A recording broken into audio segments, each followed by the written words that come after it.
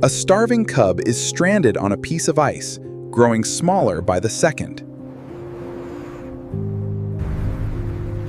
Beneath the thin ice, a highly intelligent hunter has already found its weakest point. To save her cub, the mother must enter the place where strength cannot protect her.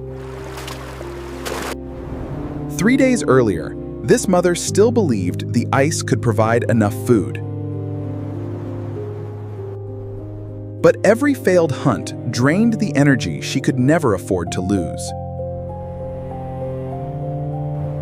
Then the wind carried the scent of a dead whale, their last chance.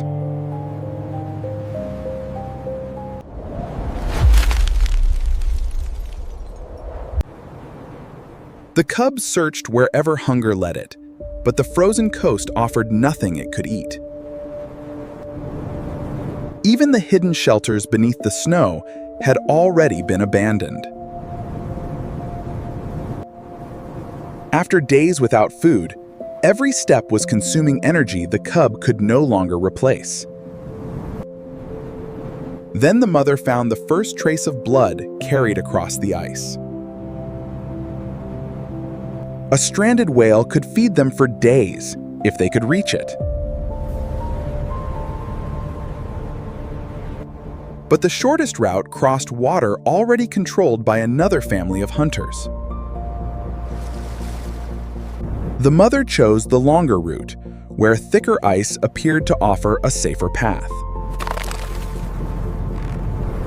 In the Arctic, safety can disappear the moment the wind moves the sea beneath it. The fracture spread faster than the exhausted cub could react. For a few seconds, the only difference between survival and freezing water was its mother's grip. Then the final ice bridge collapsed, cutting off every route around the open sea. To continue, the cub must enter water cold enough to drain its strength in minutes. The mother entered first, but the exhausted cub could not remain behind. Below lay a world too deep, dark, and cold for a young bear to survive alone. Then, a single breath revealed that the channel was no longer empty. The hunter did not need to rush, it only needed to follow. One small wave was enough to turn the weakened cub away from safety. The mother abandoned the ice and returned to guide it through the final meters. Only after escaping the water did she understand. The pod had already found them. The sea had released them, but another danger was already guarding the route ahead. A male this large could overpower the mother and kill a cub caught too far from protection. She could not defeat him. She could only convince him that reaching the cub would cost too much. The first collision revealed the difference between courage and raw body mass. Every second of resistance consumed strength she still needed for the journey ahead.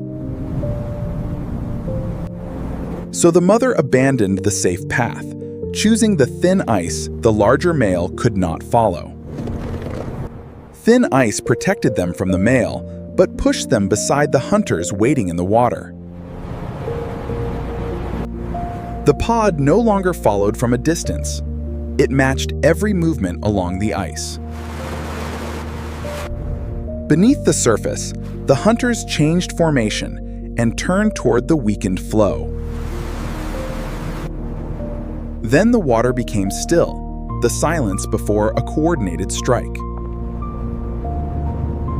The first wave did not break the ice. It only tested how the bears would react. The second strike was stronger, aimed at the same damaged edge. Each rescue pulled the cub back, but forced them onto a shrinking platform. The largest hunter attacked the weakest part of the floe and removed another piece of safety. When the fracture reached the center, mother and cub were separated in seconds. The smaller floe carried the cub away faster than the mother could follow from the ice.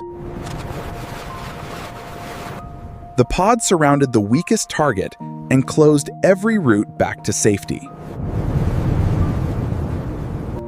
By turning the ice, the hunters began steering the cub toward deeper water.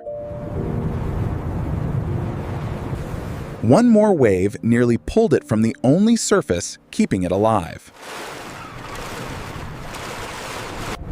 The mother entered the channel, placing herself directly between the cub and the approaching hunter. But her weight began breaking the same ice she needed to reach the cub. She pulled it free only seconds before the floe split beneath them.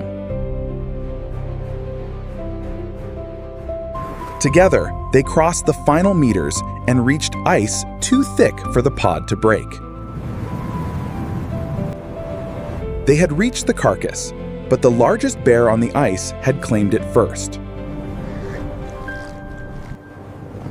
Too weak to fight again, the mother searched for a route hidden behind the pressure ridges. The scavenging birds exposed the smallest scraps, enough to give the cub its first mouthful in days. But the scent also revealed their position to the male guarding the carcass. His charge ended when the weight beneath him opened an old fracture in the pressured ice. The new channel separated the rivals and left several pieces of food on the mother's side.